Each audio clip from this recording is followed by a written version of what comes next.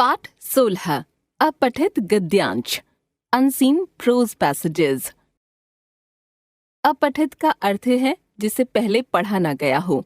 अपठित गद्यांश छात्रों में भावबोध की क्षमता को विकसित करता है तथा उनकी व्याकरण की समझ को बढ़ाता है। अपठित गद्यांश के उत्तर लिखते समय निम्नलिखित बातों का ध्यान रखना चाहिए। गद्यांश को ध्यान से पढ़कर भावबोध करना, नए तथा कठिन शब्दों को रेखांकित करना, वाक्यांशों या मुहावरों के अर्थ और प्रयोग को समझना, प्रश्नों को ध्यान से पढ़कर गद्यांश से सही उत्तर चुनना।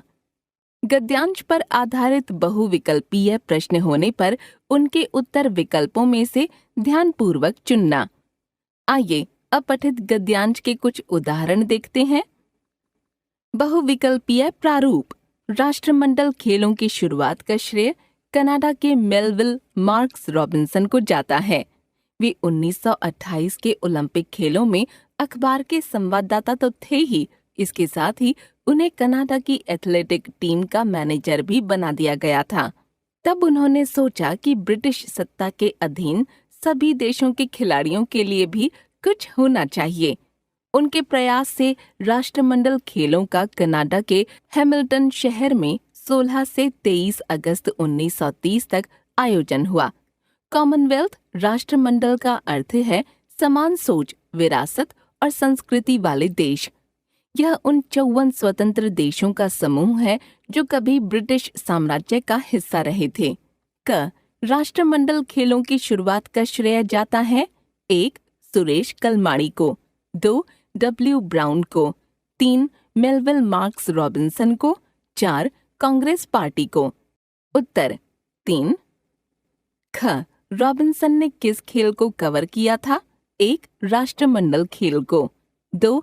ओलंपिक खेल को, 3. एशियाई खेल को, 4. इंग्लिश खेल को। उत्तर 2. ग 1930 में कौन से शहर में राष्ट्रमंडल खेलों का आयोजन हुआ था? 1. हैमिल्टन में, 2. पेरिस में, 3. मेलबोर्न में, 4. लंदन में। उत्तर 1. घ रॉबिन्सन कनाडा की कौन सी टीम के मैनेजर थे? 1. क्रिकेट टीम के, 2. एथलेटिक टीम के, 3. हॉकी टीम के, 4. रग्बी टीम के। उत्तर 2. अंग कॉमनवेल्थ का अर्थ है 1. समान सोच वाले देश, 2. समान संस्कृति वाले देश, 3. समान विरासत वाले देश, 4. उपर्युक्त सभी। उत्तर 4. प्रश्नोत्तर प्रारूप। आज के समय में कई तरह की चिकित्सा पद्धतियां हैं जो किसी भी रोग को ठीक करने की शक्ति रखती हैं। आज जब हम बीमार पड़ते हैं तो किसी डॉक्टर के पास जाते हैं तो वह बीमारी ठीक करने के लिए दवाई दे देता है, लेकिन वह दवाई हमारे रोग को दबा देती है और हम बाहरी तौर पर स्वस्थ हो जाते हैं। असल में हमें दी जाने वाली दवाई अस्थायी काम करती है, रोग का कारण बना रहता है। यदि हम पूर्ण रूप से स्वस्थ होना चाहते हैं तो हमें प्रकृति के कुछ नियमों का पालन करना चाहिए।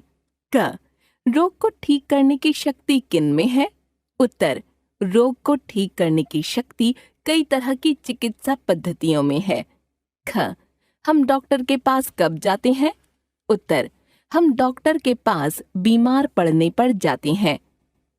ग डॉक्टर की दवाई किस प्रकार काम करती है? उत्तर डॉक्टर की दवाई हमारे रोग को दबाकर हमें बाहरी तौर पर स्वस्थ कर देती है। घ पूर्ण रूप से स्वस्थ होने के लिए हमें क्या करना चाहिए? उत्तर पूर्ण रूप से स्वस्थ होने के लिए हमें प्रकृति के नियमों का पालन करना चाहिए। अंग उपर्युक्त गद्यांश का उपयुक्त शीर्षक लिखिए। उत्तर शीर्षक बीमारी और चिकित्सा पद्धतियां।